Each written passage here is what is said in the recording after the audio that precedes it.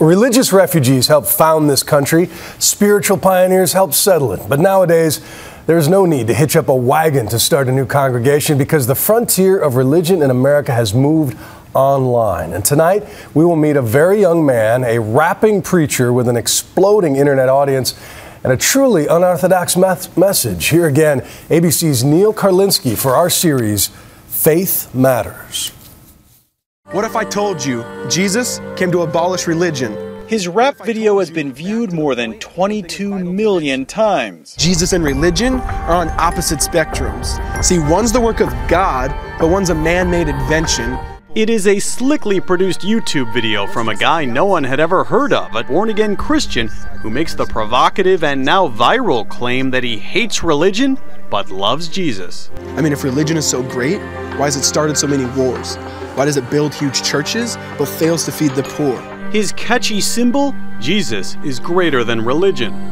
Do you see a lot of hypocrisy in organized religion? I see a lot of hypocrisy in the world. Jeff Bethke is the reformed sinner behind the sermon. In the speed of an upload, he's found himself speaking for a generation jaded by scandal. And I think the biggest thing is my generation desires authenticity. We want someone to tell the truth and live it out because we're kind of sick of the typical person held up on a pedestal that then 6 months later has a sex scandal. This isn't your father's Christianity. Consider this, a kid with no name recognition and no backing is now reaching a far bigger audience than Billy Graham ever packed into a stadium. We have come to present the message of Jesus Christ. Bethke, a guy who lives on a bunk bed with his roommate and works a job helping disadvantaged kids, is suddenly a very big deal.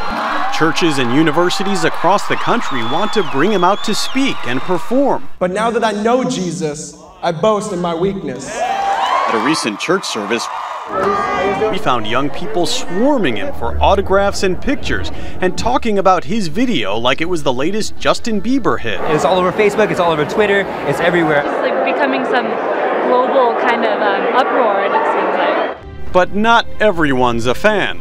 Now none of us perfect, all sinners together. But Christ and religion, man, you can't really sever. The faithful have come to the defense of the church in a series of online raps that mimic Bethke's. You make some good points, that I will give you. But to throw religion away is a slap to the one who made you. But they counter his statements point by point. But blaming religion for contradiction is like staring at death and blaming the hearse. There's been some strong reaction. Oh, yeah. Yeah, I mean, I've been called the Antichrist, I've been called a false teacher, I've been called of the devil, you know. And so, yeah, very surprised by the reaction. So for religion, no, I hate it. In fact, I literally resent it. Because when Jesus said, "It is finished," I believe he meant it. Here's where it gets tricky. The guy who raps against organized religion spends every Sunday in church, and he now says that not every one of his verses should be taken literally. My intent is to not write a systematic theology that takes me 3 years. My intent is to write something with grace and Jesus at the middle that ruffles feathers and starts conversation. But there's conversation and then there's ruffling feathers. Yeah, well, I wanted things to boil up so that we had to deal with them. Whether I was right or wrong, whatever people thought about it, I wanted things to be at the forefront where we actually had to talk about them. They're talking all right beyond YouTube. Newspapers and churches coast to coast have taken up the debate. And in this election year, Bethke is part of a new generation of Christians, more concerned with social justice than partisan politics. What if I told you voting Republican really wasn't his mission? What if I told you Republican doesn't automatically mean Christian? The newest members of a voting bloc that helped elect Ronald Reagan as part of the moral majority and George W. Bush as the evangelical right want to be known for more than opposing gay marriage and abortion. And they're now turning their attention on the church itself. Now let me clarify. I love the church, I love the Bible, and yes, I believe in sin. But if Jesus came to your church, would they actually let him in? The older generation, this is a generalized statement, sometimes can get caught up in the legalistic rituals and rules. But then my generation sometimes falls on the side of we just don't think or preach about truth. Whether you like what he has to say or not, the message is a provocative one. What's up, guys? What's up?